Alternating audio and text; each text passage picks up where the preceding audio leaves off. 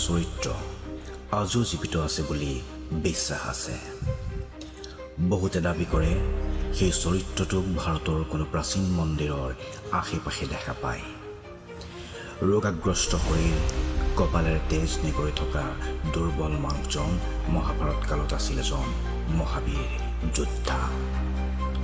যিজন যোদ্ধাক পৰৱৰ্তী সময়ত কোৱা হ'ল মহাপাপী যোদ্ধা বুলি।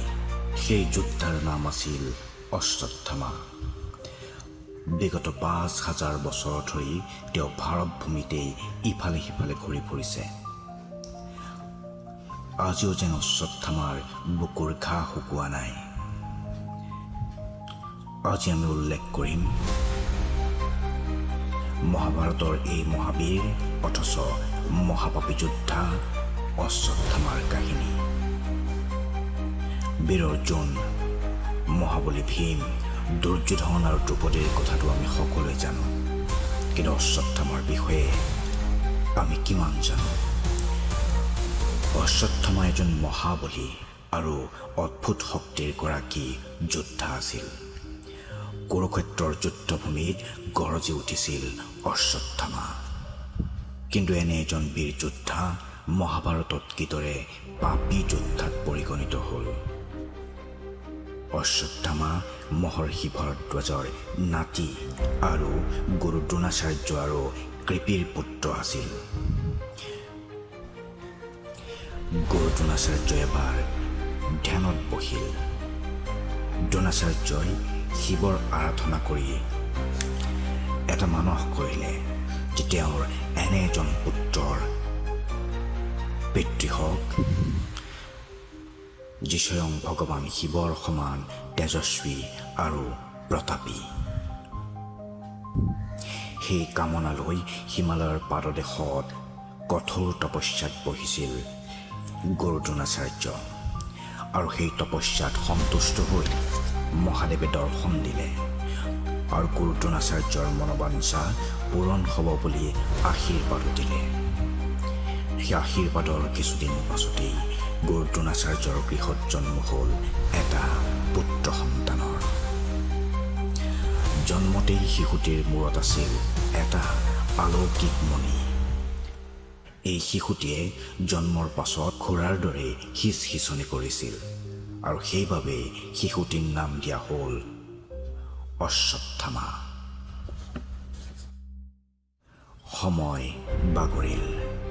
লাহে লাহে শিশু অশ্বত্থামা ডাঙৰ হৈ আহিল। অশ্বত্থামাৰ শিক্ষাৰ দায়িত্ব ল'লে পিতৃ দ্ৰোণাচাৰ্যই। সেইবাবে অস্ত্ৰ শস্ত্ৰত পাকৈত হৈ উঠিল অশ্বত্থামা। অশ্বত্থামাৰ মূৰত থকা অলৌকিক মণিৰ বাবে দৈত্য, দানৱ, নাগ, দেৱতা সকলোৰে পৰাই আছিল নিৰাপদ। কিন্তু সেই সময়ত অশ্বত্থামাৰ পিতৃ গুৰু দ্ৰোণাচাৰ্যই অভাৱত জুৰুলা হৈ পৰিছিল। সেই গুৰু দ্ৰোণাচাৰ্যই এটা সিদ্ধান্ত ল'লে শৈশৱৰ বন্ধু ৰজা দ্ৰুপদৰ পৰা কিছু সহায় ল'বলৈ। সেই মৰ্মে ৰজা দ্ৰুপদৰ ওচৰলৈ গ'ল দ্ৰোণাচাৰ্য। লগত আছিল পুত্ৰ অশ্বত্থামা।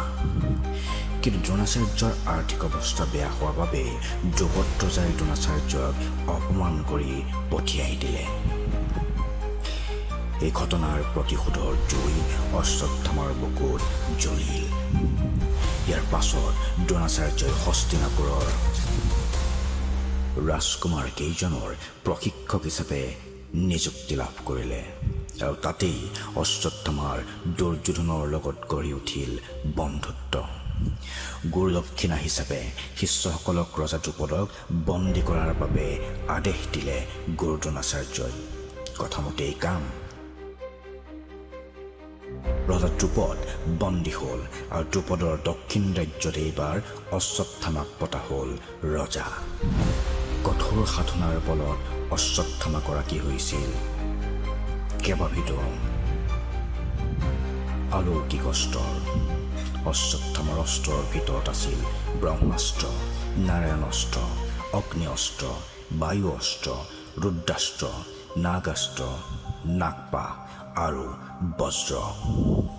আৰু এইবাৰ আহিছোঁ মহাভাৰতৰ যুদ্ধৰ মাজলৈ। মহাভাৰতৰ যুদ্ধ চলিছিল 18 দিন। কৌৰৱৰ হৈ যুদ্ধত অংশ লৈছিল অশ্বত্থামাই। মহাভাৰতৰ যুদ্ধৰ 13 নম্বৰ দিনাখন ভীমৰ পুত্ৰ ঘটোৎকচে পাণ্ডৱৰ হৈ যুদ্ধ কৰি কৌৰৱ সেনাক ঢুকে ঢুকে পানী খুৱালে।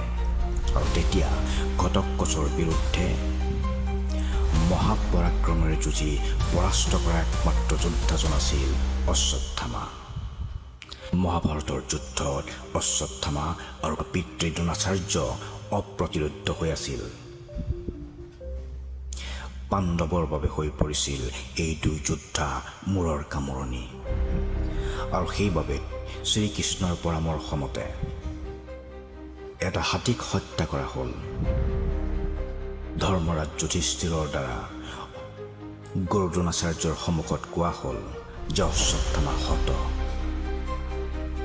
কিন্তু ইতি গজ। তেতিয়া গুৰু দ্ৰোণাচাৰ্যই অস্ত্ৰ এৰিলে। পুত্ৰৰ মৃত্যুৰ খবৰে গুৰু দ্ৰোণাচাৰ্যৰ বুকু ভেদ কৰিলে। আৰু তেতিয়াই সুযোগ বুজি নিৰস্ত্ৰ গুৰু দ্ৰোণক শিৰচ্ছেদ কৰা হ'ল পাণ্ডৱৰ দ্বাৰা। এইবাৰ এই খবৰ শুনি অশ্বত্থামা খঙত জ্বলি উঠি পাণ্ডৱক ধ্বংস কৰাৰ শপত ল'লে। আৰু তাৰ পাছত অশ্বত্থামাই লাভ কৰিলে কৌৰৱৰ সেনাপতিৰ দায়িত্ব। আৰু এইবাৰ অৰ্জুনৰ সৈতে মুখামুখি যুদ্ধত লিপ্ত হ'ল অশ্বত্থামা। চলিল ভয়ংকৰ যুদ্ধ। এই যুদ্ধত অশ্বত্থামাৰ হৰি পিন্ধিলে অৰ্জুনকো, কিন্তু সূৰ্য অস্ত যোৱাৰ বাবে যুদ্ধ সেইদিনাখন থমকি ৰ'ল। পাণ্ডৱক হত্যা কৰিব নোৱাৰি অশ্বত্থামা হতাশ হৈ পৰিল। আৰু নিয়ন্ত্ৰণ হেৰুৱাই ৰাতি শুই থকা অৱস্থাতেই দ্ৰৌপদীৰ 5 পুত্ৰক পাণ্ডৱ বুলি ভাবি অশ্বত্থামাই হত্যা কৰিলে।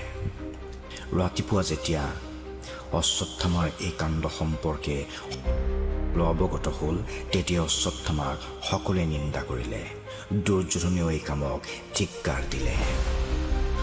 ইফালে অৰ্জুনেও প্ৰতিজ্ঞা কৰিলে অশ্বত্থামাক হত্যা কৰিব। তেতিয়া অশ্বত্থামাই যুদ্ধক্ষেত্ৰ এৰি পলায়ন কৰিলে।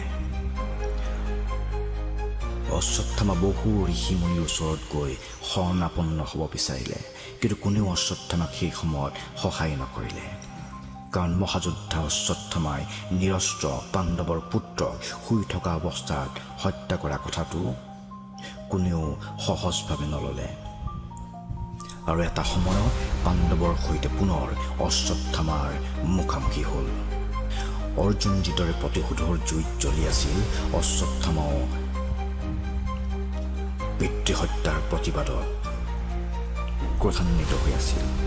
আৰু অশ্বত্থামাই তেতিয়াই পাণ্ডৱৰ ওপৰত প্ৰয়োগ কৰিলে ব্ৰহ্মাস্ত্ৰ। ইফালে কৃষ্ণৰ আদেশত অৰ্জুনেও ব্ৰহ্মাস্ত্ৰ নিক্ষেপ কৰিলে। দুই মহাযোদ্ধাৰ এই ব্ৰহ্মাস্ত্ৰ আক্ৰমণত কঁপি উঠিছিল 3 লোক। এই প্ৰলয় বন্ধ কৰাৰ বাবেই খুদ ব্যাসমুনি উপস্থিত হ'ল আৰু দুয়োকে ব্ৰহ্মাস্ত্ৰ ঘূৰাই ল'বলৈ আদেশ দিলে। এই আদেশ মানি অৰ্জুনে নিজৰ ব্ৰহ্মাস্ত্ৰ উভতাই লৈছিল, কিন্তু ব্ৰহ্মাস্ত্ৰ উভতাই লোৱাৰ শিক্ষা অশ্বত্থামাৰ নাছিল। কিন্তু অশ্বত্থামাই ব্ৰহ্মাস্ত্ৰ প্ৰয়োগ কৰিবহে জানিছিল। এই ব্ৰহ্মাস্ত্ৰ উভতাই লোৱাৰ শিক্ষা নাছিল অশ্বত্থামাৰ। ফলত অশ্বত্থামাই নিজৰ ব্ৰহ্মাস্ত্ৰ উত্তৰাৰ পিনে পঠিয়াই দিলে। আৰু এই ব্ৰহ্মাস্ত্ৰই উত্তৰাৰ গৰ্ভত থকা শিশুক আক্ৰমণ কৰিলে। এই কাণ্ডত শ্ৰীকৃষ্ণ খঙত জ্বলি উঠিল। গৰ্ভত থকা সন্তানক আক্ৰমণ কৰাৰ দৰে নিজ কাম নাই বুলি কৃষ্ণই অশ্বত্থামাক ককৰ্থনা কৰিলে। তাৰ পাছতেই ভগৱান শ্ৰীকৃষ্ণই সুদৰ্শন চক্ৰৰে অশ্বত্থামাৰ মূৰত থকা মণিটো কাটি উলিয়াই দিলে। আৰু এই অলৌকিক মণি নোহোৱা হোৱাৰ পাছতেই শক্তিহীন হৈ পৰিল মহাবীৰ অশ্বত্থামা। তাৰ পাছতে আহিল ভগৱান শ্ৰীকৃষ্ণৰ অভিশাপ। শ্ৰীকৃষ্ণই ক'লে, পৃথিৱী ধ্বংসৰ শেষ দিনটোলৈকে অশ্বত্থামা অনাই বনাই ঘূৰিব লাগিব। ইচ্ছা কৰিলেও মৃত্যুবৰণ কৰিব নোৱাৰিব অশ্বত্থামাই। পৃথিৱীৰ সকলো ৰোগতে আক্ৰান্ত হৈ শৰীৰ হৈ পৰিব ঘূণীয়া। কপালৰ যিটো মণিয়ে ইমান দিনে শক্তি দি আহিছিল, সেই মণি থকা কপালৰ পৰা ওলাই থাকিব অহৰহ তেজ পুজ। আৰু সেই অভিশাপৰ পাছৰে পৰা মহাশক্তিশালী অশ্বত্থামা হৈ পৰিল মহাভাৰতৰ এগৰাকী মহাপাপী যোদ্ধা। এতিয়াও বহুতে ক'ব বিচাৰে, এতিয়াও অশ্বত্থামাই শ্ৰীকৃষ্ণৰ সেই অভিশাপ লৈয়ে ঘূৰি ফুৰিছে। পৃথিৱীৰ অন্ত নোহোৱালৈকে অশ্বত্থামা থাকিব এই ভাৰতবৰ্ষতে পৰিভ্ৰমী। এয়ে আছিল মহাবীৰ অশ্বত্থামাৰ মহাপাপী হোৱাৰ কাহিনী।